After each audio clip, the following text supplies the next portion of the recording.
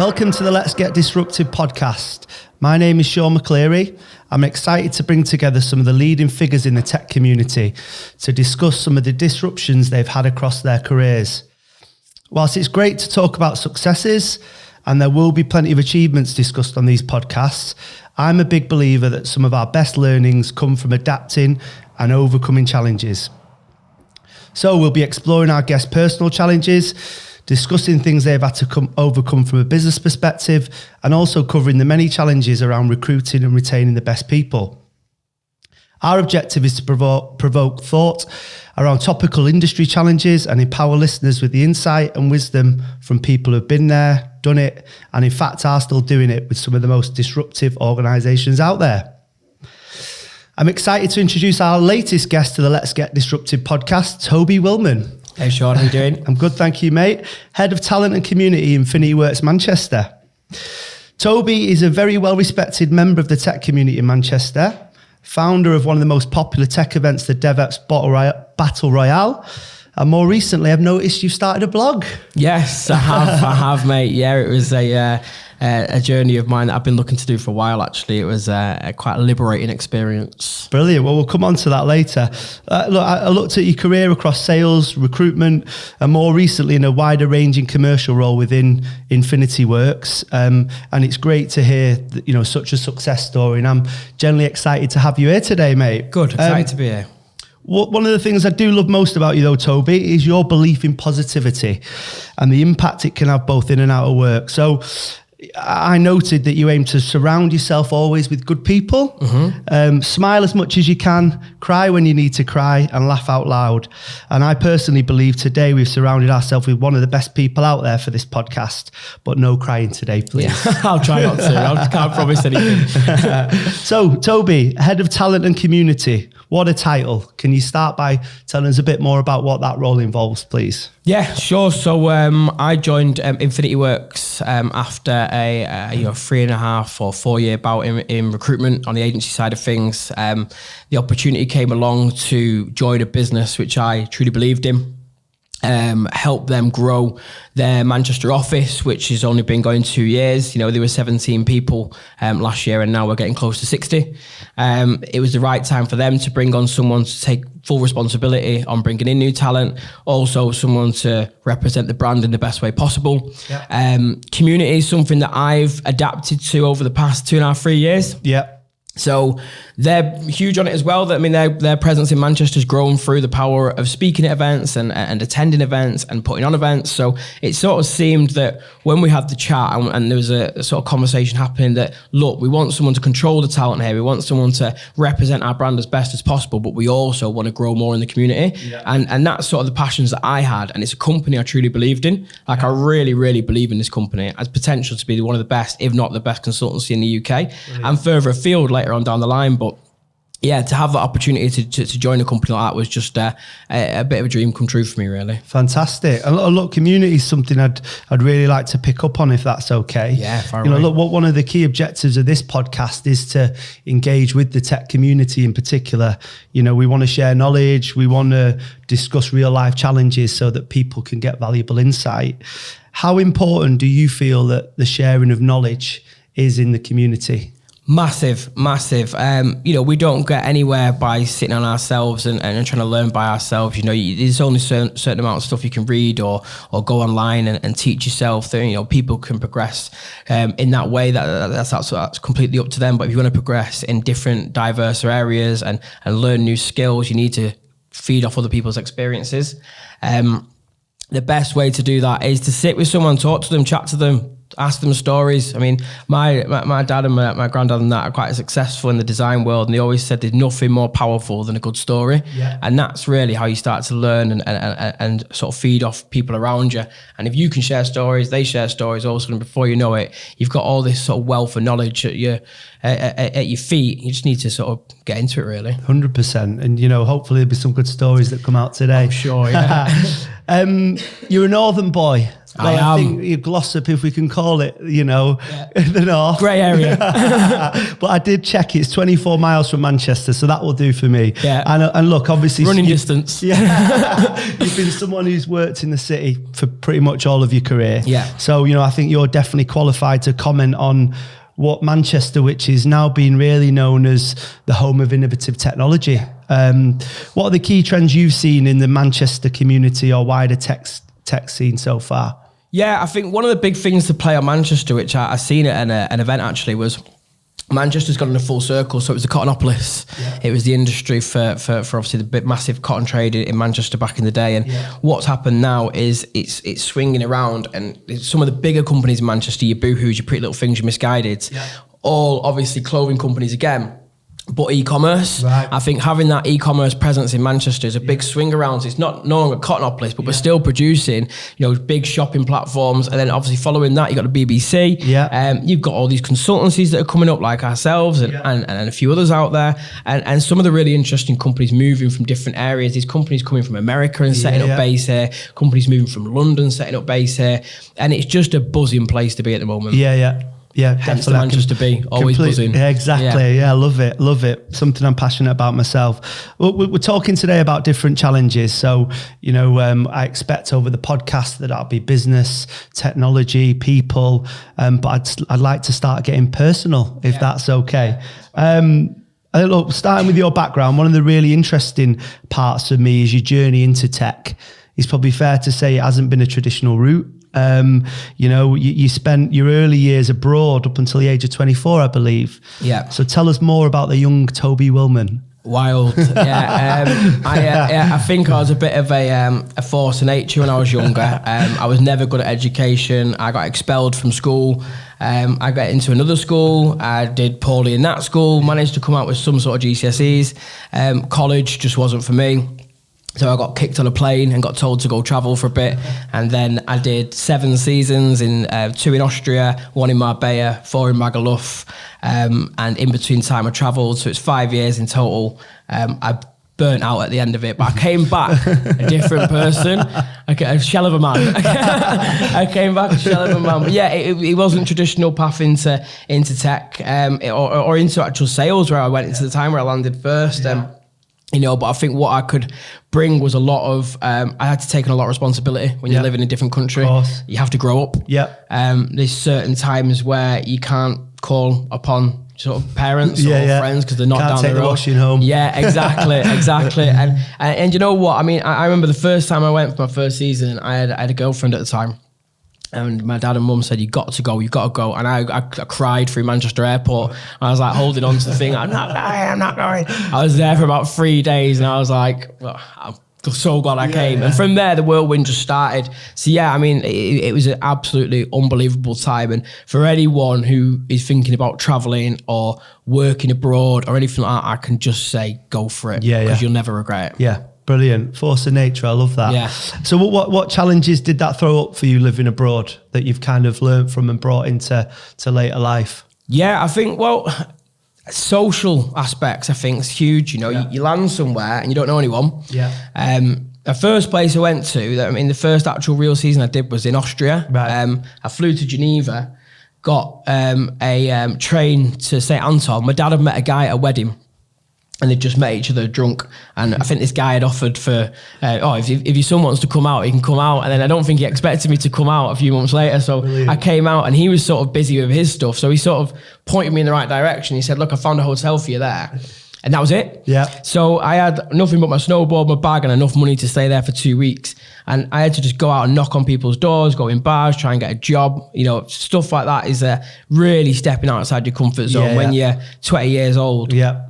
There was times I was sat in that hotel room thinking, I can't get this job, I can't do it, I'm going to have to go home. Yeah. So breaking down social barriers and actually going to the bar, just bumping into someone, having a chat, building that network around that small sort of ski resort was a huge thing for me. And by the end of it, by the time I got a job, I landed really, really lucky. I got his job with this amazing kitchen. I was a kitchen porter. I was peeling potatoes, chopping onions and washing pots, gutting fish. It was the worst. I emptied the bins. Yeah. But it was like they don't have Michelin stars in Austria, but it was the equivalent of a 2 Michelin star restaurant. Wow. Okay. So we had this unbelievable experience. Like the house we were in was amazing. Yeah. You know, we were eating Michelin star food every day. Amazing. We were getting paid a good whack. Yeah. We had free ski pass. We were snowboarding every day. We were partying every night. Yeah. It was like an unbelievable experience. Brilliant. But it was really stepping outside your comfort zone to get to know people. Because I don't think if I would have done that, I would have come home and I would have missed all that experience. And look, you've taken, from knowing you, I think you've taken that attitude into building relationships now in the tech community in your role. So it's great to see that grounding. Okay, I mean, look, everyone will probably want to know a funny story from that time. So what can you tell us that's podcast appropriate for your adventures abroad? I've got so many. I mean, I've got probably what a more PC one would be me on my birthday. I went out to Magaluf. I went out in early April. It's my birthday on the 14th of April. Yeah. Plug for his birthday there. I like that.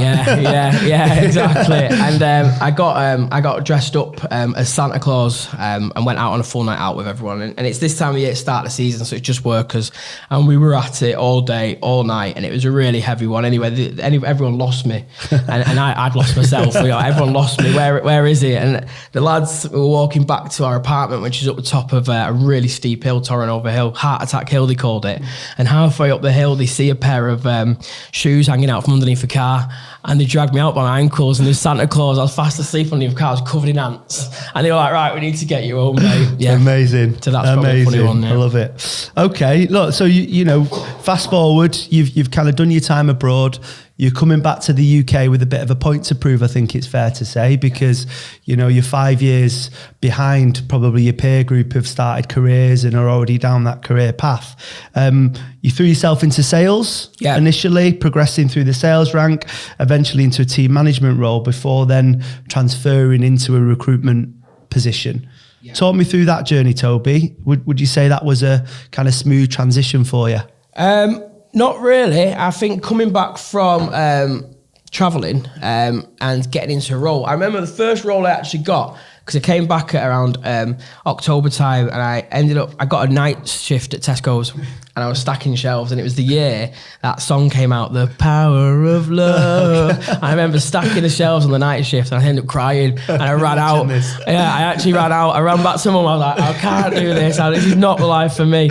So anyway, everyone was like, what are you good at? What have you learned? And I learned how to talk to people. So sales seemed the best option, and I actually wanted to get into recruitment. Yeah. I actually wanted to get into recruitment, but no one would take me on because the CV what I had to put together, because I've been away for 5 years, was broken into all these seasons working abroad. Everyone was looking at it thinking, you're just saving up to go abroad again. Right. And I was trying to say that I'm not. Obviously, you know, if you look at the paper, you're thinking, yeah, all right then. So I ended up taking a job in a call center, just selling business to business, gas and electric. And yeah, I had a really good time there. Yeah, a really good time there. And I remember when people always moan about sort of commutes and stuff, I was going from Glossop on a 45-minute train and then getting another half an hour train to Woodley and then walking 1.5 miles to this call centre there and back every day. Commitment. For very, very low, just minimum wage. And I just had, what I wanted to do is get something for 2 years on my CV. Yeah. And then move from there. And that's what I did. Fair enough. What do you think skills-wise then that you developed in either that role? You know, you obviously developed the right mindset from the sound of things, but then thinking about developing your skill base, particularly when you switched into recruitment, what did you learn that you've applied to, your later life? In the first role, sales side of things was something that was new to me. I moved up the rank into senior sales advisor, which you take on a small group of people, usually newer people, so mentoring. And then I got into sales manager, so I ended up managing a team of 40. And then I got into the training. Yeah. So, in that 2 years in that call center, as much as, people might say, oh, you were on minimum wage at not the best place, but I learned a lot. Yeah. So when it came to coming into recruitment, first time I met yourself, interviewed at a few different places. I ended up, taking a role with a company which I really enjoyed working at, and there's so much that I learned from traveling and the first job that I could take into recruitment, because it's about hard work. It's about really knuckling down. It's about, you don't have to be the first in and the last out. You don't have to be that. You have to be smart and clever about how you do it.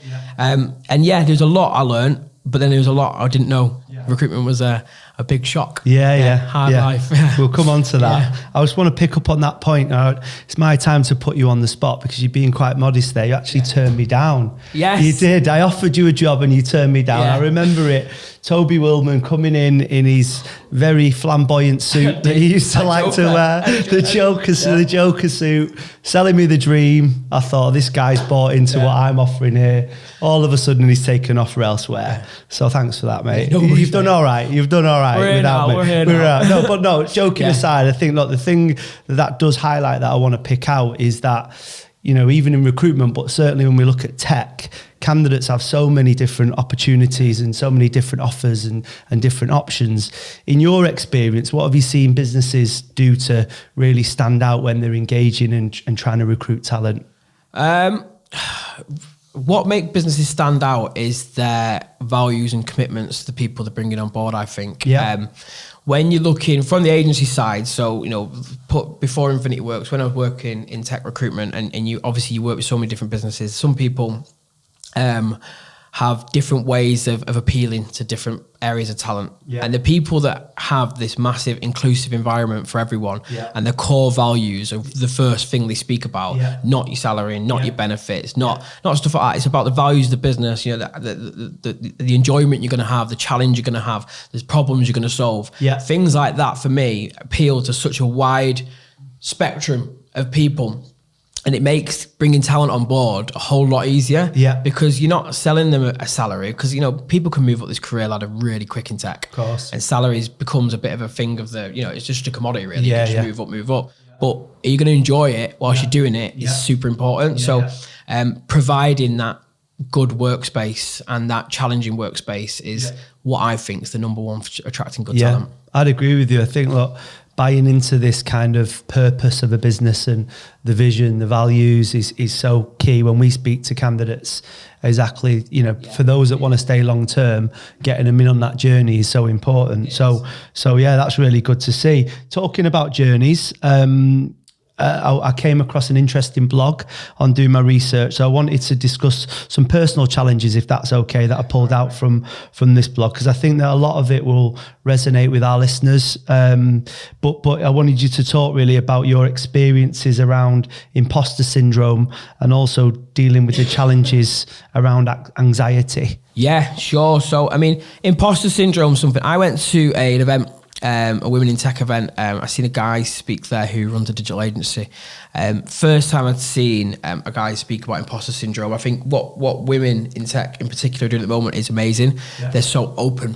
They're sharing all their troubles that they've had, the problems they've had, the struggles, and how they've overcome them. And I think that's we men at the moment are really closed in, and we really need to look at what they're doing, because they're leading the way with this. Of course. And I seen this chap come in and he did a talk, and he talked about, he's a lad from Manchester, talked about the football life, the pub life, the closing in, how you need to keep a hard shell, and he talked about battling imposter syndrome.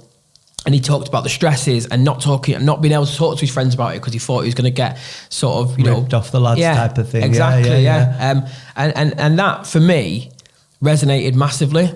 So when I got a chance to put down this blog, I looked at my life and thought, I've been through so many of them situations. I've dealt with imposter syndrome so many times. So let's speak about it, because if we more and more, I got a really good response to that blog. And there's a lot of people on there commenting saying, look, really enjoyed you read. I can resonate so much with what you're talking about. And if just putting all them words down on paper can change a handful of people's perspectives on it and get them to talk more, it's a ripple effect. The more people that talk about it, the more people that they're open about it, the more men start to open up. And I think you become a better person when you open up. 100%. Yeah, completely you can't agree. keep everything in, like, you completely know. Agree. And society's changed, and hasn't it? like you say, it's, you know, it's certainly it's getting better, but from a man's point of view, there is still that stigma of maybe not wanting to talk about things. So it's really important. And I suppose, how did you deal with it? So you had that imposter syndrome. You felt you weren't good enough. We've probably all been there at one time in our life, but the anxiety arose off the back of that. So what did you do to kind of break that cycle or deal with that? I suppose I had to sort of make a judgment. I had one really bad anxiety attack. Right. really bad on St Anne's Square in Manchester. Okay. Where I actually thought I was going to die. I went down on the big wood on the concrete benches, and I thought people around me thinking like I thought I was actually going to die. It was really, really bad, and that for me was like, this needs to stop. It needs to change. Yeah, like you need to talk to people about this. So friends, family, were my first point of call. And talk to them about it. I think a massive change for me, and I know it's going to sound a bit cliche, was that I found Katie, who obviously my partner now. Yeah. And at the time, you know, I moved out when I was 17. I'd always lived with lads. I'd always lived a sort of party lifestyle. I worked hard at the time in recruitment, long hours at work, long hours after. And the pressure of being the best in a really sales-driven environment, it can get on top of you. Took its toll, yeah. So moving in with Katie and Luca, her little boy, was just like a revelation for me, and obviously having that small family base around you means you can open up more about your emotions. And then I've started to change as a person, so now I try and help my friends through stuff like that. When I know they're probably keeping things in and struggling, you know, it's not. At one point when it was mega love time, I had a big ego, and now it's gone. You know, because you don't need an ego. You don't need an ego. You need to be confident in what you can do and deliver. But having a big ego is no good for anyone. No. So you know, being able to take a step back, evaluate where I'm at, and then start to make positive changes from there, was how I overcame imposter syndrome and anxiety. Brilliant. No more flamboyant suits. No, I've still got it. Not even for the Christmas party. I'm selling it if you want. So look, I think when we've spoken previously, and I touched on it in the introduction, is one of the game changers for your recruitment career is probably fair to say was the event scene. So both originally getting involved in different events and obviously putting together DevOps Battle Royale, which I know is your baby that you're still quite passionate about. So for our listeners who haven't been or heard about it, can you expand on how that came about? Yeah, sure, brilliant. So the DevOps Battle Royale, I went to a lot of events just when I started in tech. It's you know how it is. It's a bit of I came from engineering before, so I went from meetings in porta cabins in the middle of muddy fields to coming into these pretty amazing tech offices where there's some pretty switched on people, and some of the things I did DevOps and cloud, that was my specialism, and it was a minefield. Like I just didn't know what I was talking about. So I started to read books, blogs, and go to events. When you go to events as a recruiter in Manchester, especially some of the smaller or even the bigger techie events, people sort of are in cliques. They come with the people that they know already, or it's quite a small scene as much as it's a big scene at the moment. It's quite a community-driven scene where everyone knows each other. There's a challenge as a recruiter, isn't there, fitting into that? Massively. You know, you have a conversation with someone and they find out that you're a recruiter, and straight away this guard goes up. And it makes it really hard to break down and learn from someone. Now, not everyone's like that. There's some really, really ace people out there who talk to me and help me along. But what I wanted to do was break those barriers down. So it's not just being a recruiter. So if I go to a meetup now, you look around, you see the people that I was. So I was sat at the back of the back learning, trying to break into a conversation over pizza. Of course. Struggling, imposter syndrome once again, kicking in. I'm not supposed to be here, but you want to be there. So you just keep on going. So the DevOps Battle Royale was meant to break that down. So the idea behind it was, first of all, to make a fun sort of competition between people, which is, you've got 3 companies speaking about 3 different technologies. Each company's using that at their business. So let's just say, for example, broad one, AWS, Azure, Google Cloud. So 3 people talk about 3 sections of that. They compare it to what the projects they're using on. They have a bit of a fun battle. Now, the most important part is what follows that. So the next part is we break off into workshops. On the way in, everyone would have got stickers. So usually, if 4 people come from one business, they'd be using AWS. Now, we don't want all them AWS people to sit together. So you try and break them up into workshops. And it's a bit forced networking, basically. You get forced to go into a group with new people, but you come out of it having a 30-minute chat with them people about stuff you're passionate about. Before you know it, when it comes to networking at the end, you're more likely to stick with them people and introduce them to your mates. And then it sort of becomes a really good networking space. And it's just worked really well. Like we planned to do the first one, and the first one was a bit of a, any first meetup, is anyone going to come here? I'm like, oh my God. It's like your birthday party, isn't it? Thinking who's going to turn up. Sat there with my hat on, with a blower. But from there it stemmed, and we got really good feedback. People have brought people that they know. New people come along all the time. We've gone from 35 to having sort of an average between 70 and 90. And yeah, it's good. We're going to London this year. There's actually talks about going to Berlin with it as well. Amazing. Wow. So there's lots on the cards for DevOps Battle Royale. So exciting times. Yeah. Brilliant. It did change my career. Yeah. I suppose, would you recommend that then from businesses, tech businesses, for example, that are looking to build their own brand? Would you see events as a viable way for them to get their name out and build their credibility? Massively. I think you can put so much marketing around it, first of all. Yeah. You obviously giving something back to the community. You're helping people meet each other. Yeah. You're also helping people learn from different professionals or leaders, or you didn't have to be leaders. You can have some really good engineers who are comfortable speaking. And I think that's the last point on that is you're helping people with public speaking. Right, I think it's unbelievably key to making a big sort of progression in your tech career. Awesome. If you can invite people in we've had people who've not spoke before. Right. One guy came in who's not spoke at any event before, and he won the Battle Royale against two really senior people. Yeah. He's now with us at Infinity Works, actually. Okay. But yeah, you help people do that. And one of the things that we do at the Battle Royale as well, which I didn't mention, was after the workshops, we encourage people to do a 2-minute talk back to the community from the workshop. Presenting back their findings, just for 2 minutes, just from a list. And we encourage people who've not done public speaking before to do it. Yeah. Get up and have a 2-minute sort of chance, because it's just that once you break down that all them eyes looking at you and you start to talk, you get a bit more comfortable with it. It's just that initial like rabbit in the headlights sort of thing. But so doing that's really good. So encouraging, I think everyone should try and get out and go to, if you're not comfortable speaking, go and meet people at these events, because there's some really interesting characters out there. Really good advice, Toby. Really good advice. Well, one of the things that we picked up on and talked about in the past that I just wanted to pull through really was the wider challenges around STEM. And in particular, getting people into the STEM sectors via schooling at an earlier age. So I know that's something you're particularly passionate about, and probably feeds into maybe you not having that advice in your career in school. What would you say about that? What's your findings around that so far? It's unbelievably important for our career. We've got a huge skills shortage, as we know, and it's just going to get bigger. I think there's a stat out there that in the next 20 years, 60% of our jobs aren't even around what are going to be there in the next 20 years. Like, they're not even thought of yet. Yeah. Most of them are going to be in tech. Right. If we don't start to appeal to the younger generation to get into tech, then we're going to struggle. Yeah. Because we're going to need all these systems sort of building, supporting, and there's all this potential for us to unlock.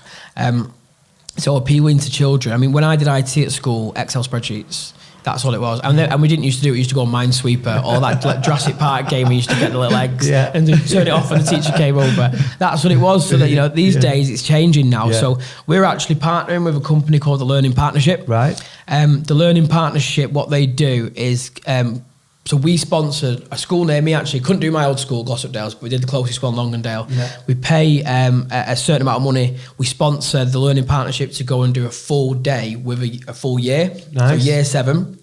What they do, they go and build rocket cars, and they program them with Raspberry Pis and code it to race it, and they race each other. Brilliant. And that's a full day. And there's a stat out there that if you introduce someone to technology before they pick their GCSEs, they're more likely to follow that path as a career. Because obviously, by the time you pick your GCSEs and then you go to college, if you've not got introduced to tech already, it's hard to change. Yeah, it becomes a limited thing.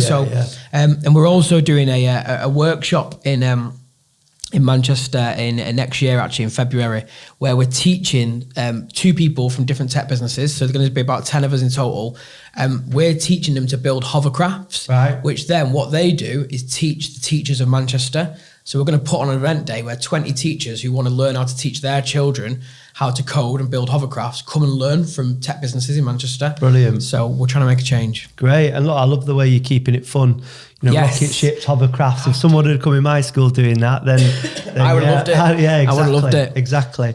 Look, lastly, I always like to try and finish off with a quote that's resonated with someone. So I'm going to lead you somewhere, actually, because I pulled this quote out of your blog. Okay. And for me, it really, really kind of resonated. And the quote was, "The grass isn't always greener until you plough the field and water the seed." Yes. So can you just expand on what that means to you, and also what the listeners should take from that as a quote? Yeah, so obviously what you need to do, changing into stepping outside your comfort zone, going into something new, it's not always going to be an easy sort of journey. You're not going to walk into this beautiful green field. Do you know what I mean? You have to go and make that field flourish yourself. So changing from one career to another or doing something new, you need to look at it, how you're going to make the best of that situation. And that's where the plough in the field things comes from. So, you got to work hard, knuckle down, commit to what you're passionate about. And then once you're at a comfortable stage, and you can start to sow the seed and watch it grow. And that's, I think that's one of my, I love it, that's one of my own quotes. That's amazing. Toby Wilman, 2019. You'll see that on a meme next year. Yeah. With your suit. T-shirt. I've got some T-shirts in my bag. Amazing, Toby. Yeah. Thank you very much for your time. Cool. It's been absolutely brilliant. Yeah, Thank you. Loved it. Thank you very much. Cheers. Thank you. Thanks for listening to the Let's Get Disruptive podcast. Please subscribe, rate and review. Also, if you'd like to attend our Let's Get Disruptive event on February the 5th in partnership with Infinity Works, register on Eventbrite or Meetup.